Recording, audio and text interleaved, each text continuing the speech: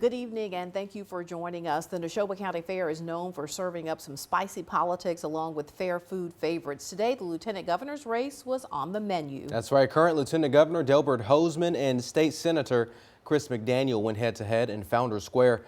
Our Keely Shields was at the political rally and she joins us in the studio. Keely. With primary elections less than 2 weeks away, the Republican candidates were not holding back on where they stood on issues or how they felt about one another.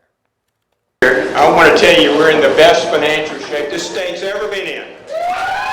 This is not the party of Roosevelt. This is not the party of Kennedy. It's the party of radicals. In just 10 days, Mississippians across the state will be heading to the polls. With time winding down, Republican candidates Delbert Hosemann and Chris McDaniel are using the last few stops on the campaign trail to make their cases for why they should be the next lieutenant governor and to lay out plans for the future of Mississippi. We have to learn to fight for our principles, and those principles include the elimination of the income tax. They include the end of the woke culture in this state. I am tired of our children being brainwashed.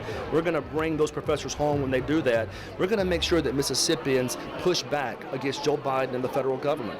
What you'll see them do, I think, is more of the same. I think you'll see more tax reductions in Mississippi. I think you'll see education continuing on.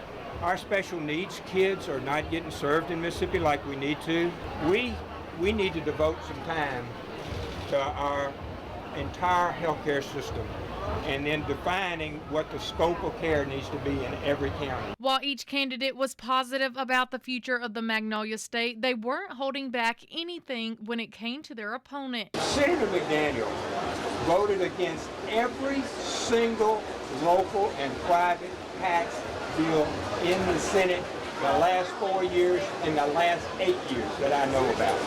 So he decided that Jackson could decide better than Tupelo, better than Natchez, better than Gulfport. When people hear the fact that he's appointed 13 Democrats to positions of power, when they hear the fact that, yes, he was the vice president of the abortion clinic, when they hear the fact that he stands in the way of eliminating the income tax, and the fact that he caters to Democrats in every position, they come our way. Hosemann supporter Michael Griffith says he stands behind the progress that the lieutenant governor has made. Let's raise our education. Let's get teacher pay up. Let's also get our highway patrolmen and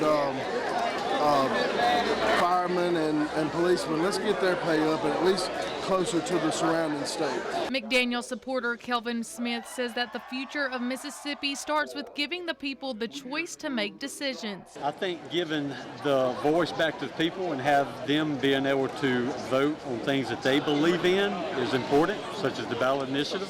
So that's going to be a top priority. Cutting the income tax is a top priority, putting more money back in the people's pockets. I think those are two very, very important issues. And he hits on the woke culture, and look, that is damaging this country. Both candidates seem to be feeling good about their campaign, but they say it's now up to Mississippi.